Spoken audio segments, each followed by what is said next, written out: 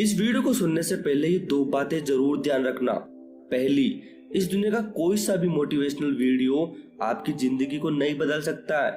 दूसरी, एक छोटी से छोटी लाइन भी आपकी जिंदगी की समस्या का समाधान कर सकती है।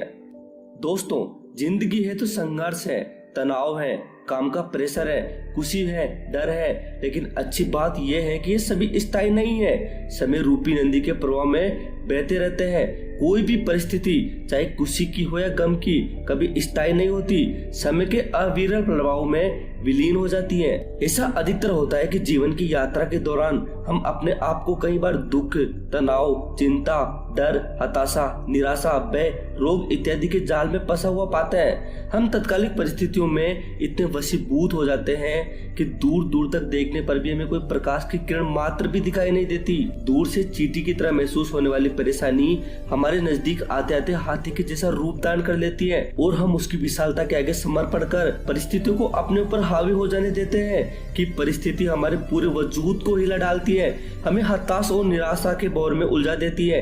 एक एक क्षण पहाड़ सा प्रतीत होता है और हमें से ज्यादातर लोग आशा की कोई किरण न देख पाने के कारण हताश होकर परिस्थिति के आगे हथियार डाल देते हैं। अगर आप किसी अनजान रेगिस्तान में फंस जाए तो उससे निकलने का एक ही उपाय है, बस चलते रहे। जीवन में कभी ऐसा क्षण भी आता है जब लगता है कि बस अब कुछ भी बाकी नहीं है। ऐसी परिस्थिति में अपने आत्मविश्वास और साहस से सिर्फ डटे रहे, क्योंकि हर चीज काल होता है, आज नहीं तो कल होता है।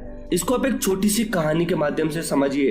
एक बार एक राजा की सेवा से प्रसन्न होकर एक साधु ने उसे एक ताबीज दिया और कहा कि राजन, इसको गले में डाल लो और जिंदगी की ऐसी परिस्थिति आए जब तुम्हें लगे कि बस अब सब कुछ खत्म होने वाला है, परेशानी के भंवर में अपने आप को फंसा पाओ और प्रकाश की कोई भी किरण नजर न आए, तब निराश और हताश हो, तब तुम इस ताबीज को खोलकर रखे कागज को पढ़ना, उससे पहले कभी नहीं। राजा ने वो ताबीज अपने गले में पहन लिया। एक बार राजा अपने सैनिकों के साथ शिकार करने घने जंगल में गया। एक शेर का पीछा करते करते राजा अपने सैनिकों से अलग हो गया और दुश्मन राजा की सीमा में प्रवेश कर गया।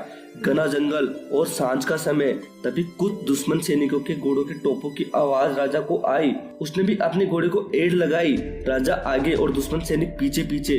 बहुत दूर तक भागने पर भी राजा उन सैनिकों से पीछा नहीं छुड़ा पाया।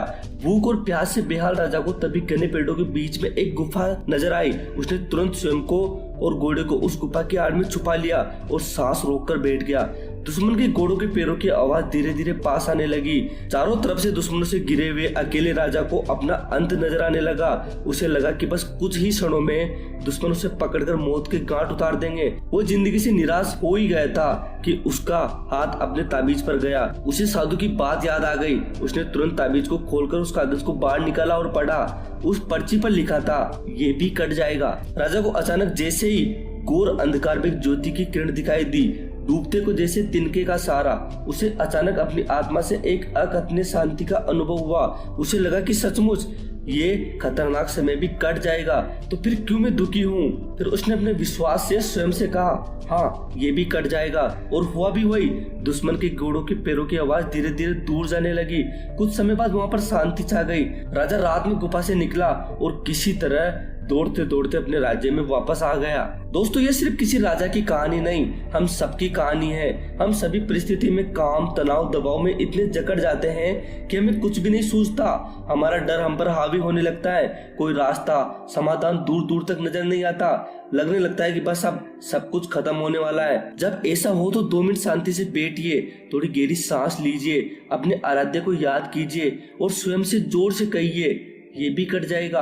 आप देखिएगा एकदम से जादू सा महसूस होगा और आप उस परिस्थिति से उबरने की शक्ति अपने अंदर महसूस करेंगे। आशा है कि जैसे ये सूत्र मेरे जीवन में मुझे प्रेरणा देता है, आपके जीवन में भी प्रेरणादायक सिद्ध होगा। अगर वीडियो अच्छी लगे हो तो इसे शेयर जरूर कीजिएगा और युवा लेखक को सब्सक्राइब भी। धन्यवाद।